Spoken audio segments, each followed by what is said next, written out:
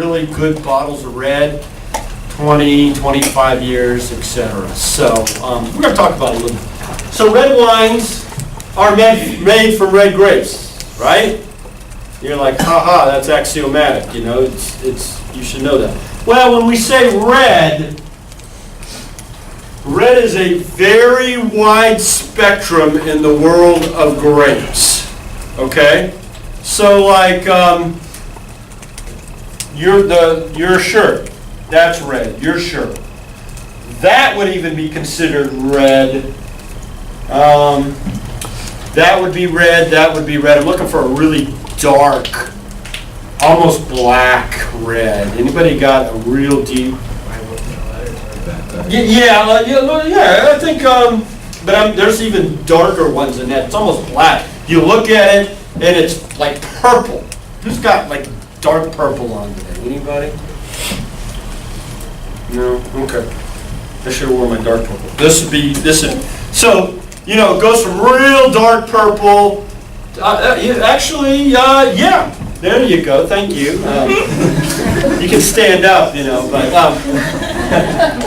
there you go, and keep them up. Okay. The spectrum is really wide when what we call red, okay? But red wines, the coloring comes from the grape skins, okay? Some of our favorites are Cabernet Sauvignon and Pinot Noir. Okay. Then we said rosé, right, which is in between white and red. Blush or rosé is really red wine, but we take the skins out really quick. So it only gets a tint of red. If you look at a rosé or a blush and you hold it up to the light, see right through that sucker. You hold up some red wines, up against a really bright light, you can't see it, it's opaque. It's really dark, okay? So, rosé or blush wines are actually made like red wines. They just pull the skins out early on in the process, so it just gets kind of a pink shading. Does it make sense? Okay.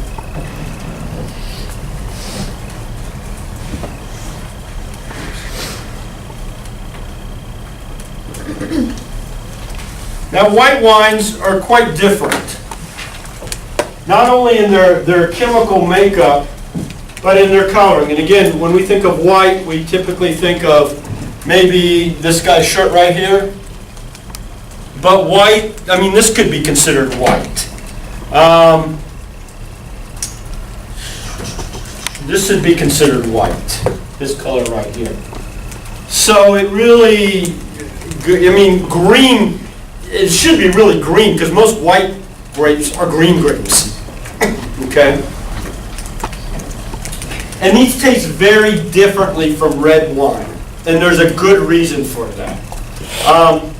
They age and mature faster than red wines.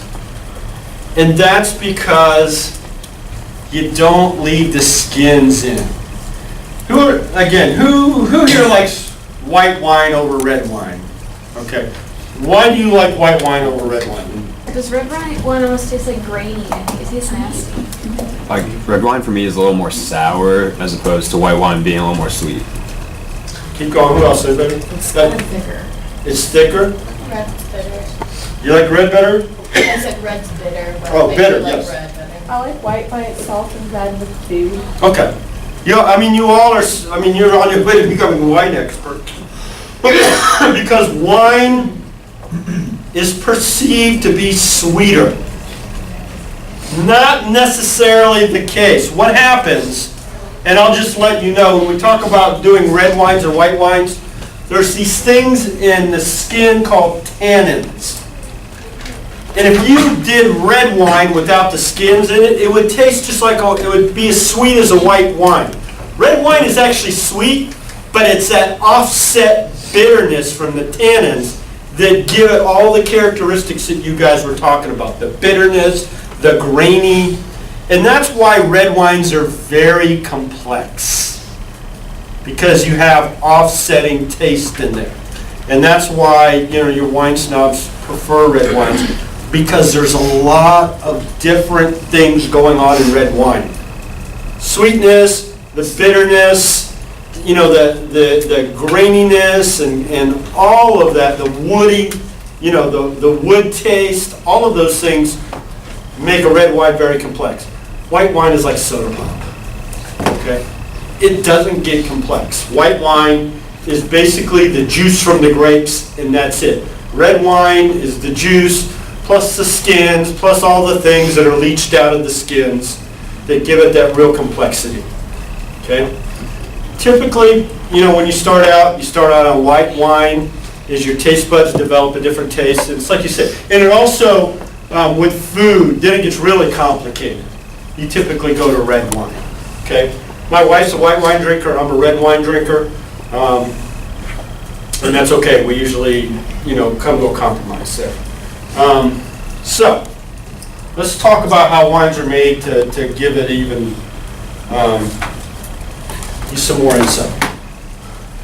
First thing is you harvest the grapes, which means you pick them. Okay? And as I mentioned before, when you pick them, how big they are, how juicy they are, it's going to affect the taste, it's going to affect the alcohol content, it's going to affect a lot of things. So you take the grapes and you crush them.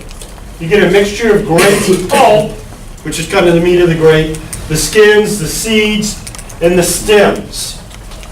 In the white wine, you filter all that stuff out. Okay? You just take the juice. Red wine, you leave all that stuff in there. Okay? So now you say, okay, well, how do you crush it? Well, nowadays, in fact, let me find some pictures here. In the old days, you used to do what I call the I Love Lucy crushing. Anybody see the episode of I Love Lucy where she's in there with the other woman? If you don't remember that, you see the movie Pretty Woman with Julia Roberts? The scene she's watching and laughing, that's Lucy in there crushing the grapes with that old lady. And that's what they used to do, literally take their shoes off. And there's another movie I saw, it was kind of a bad movie with Keanu Reeves. Which one? About the winery, I can't remember. But they all get in there, the women get in there, and they just stomp around, crush the grapes. Okay?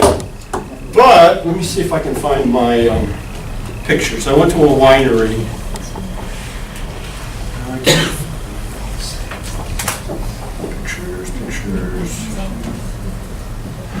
Pictures.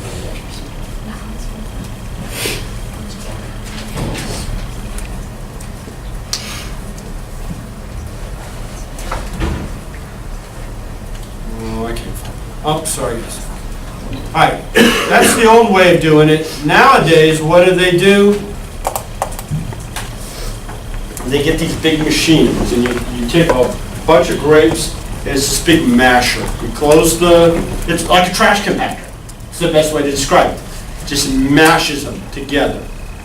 And you can do that in like 10 seconds, what, a whole troop of ladies could do probably in an hour. Just mash it. Then you take it, in the old days you used to leave it in these wooden vats and allow it to ferment.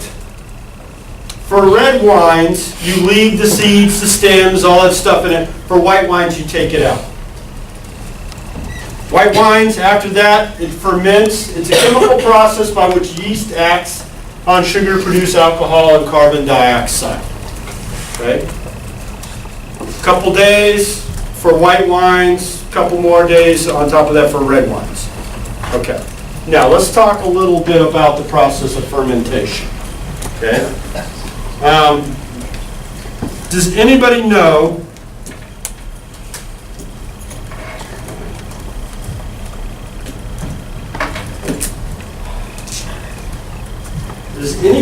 how you make champagne or sparkling wine versus just regular wine? In regular table wines, you produce sugar and carbon dioxide. You allow the carbon dioxide to escape. When you make champagne, you don't allow the carbon dioxide to escape. You enclose it and it ferments together. That's why when you open up champagne, all the bubbles come up. That's just carbon dioxide. It's a natural process. So all champagne or sparkling wine is the exact same thing as a white or a red table wine. You just do not allow the carbon dioxide to escape. Now, this is actually a pretty expensive process. Does anybody know who came up with the concept of sparkling wine? You've heard his name before. Dom Perignon. Right? Dom Perignon champagne, right? Dom Perignon was a monk. He used to make wine, and he came across this process. And so in honor of him, they named one of the most premier champagne. I think Dom Perignon is a champagne and not a sparkling wine. They named it after him. Okay?